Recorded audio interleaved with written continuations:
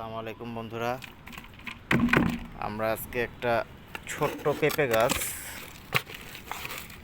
পেঁপে গাছ রোপণ করব। পেঁপে গাছটা আপনার এই ক্যারেটটার উপরে আছে। আজকে এই ক্যারেট থেকে আমরা এটা একটা ড্রামে দেব, পানির জারে। দেখা যাক, দেওয়ার পরে এটা কতটুকু কি হয় সেটার ভিডিও আপনাদেরকে দিব। ছাদ বাগানে একটা দুটা আপনার পেঁপে গাছ যদি থাকে তাহলে মোটামুটি ভালো ফলন পাওয়া যায়। তো বন্ধুরা, আজকে এ পর্যন্তই। পেঁপে গাছের জন্য প্রথমে মাটি দিছি, এখন আপনার ফাঁস মাটি দেওয়া হচ্ছে।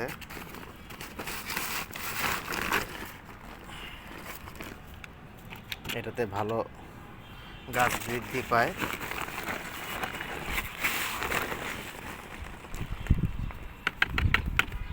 বন্ধুরা দেখতেছেন, এই হলো পেঁপে গাছটা। আমরা পেঁপে গাছটা একটু অ্যাঙ্গেল করে বসাবো।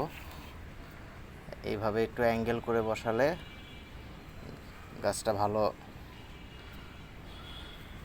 কিছু দিবে, দেখতে পাচ্ছেন। তো আজকে বন্ধুরা এ পর্যন্তই। আল্লাহ হাফেজ।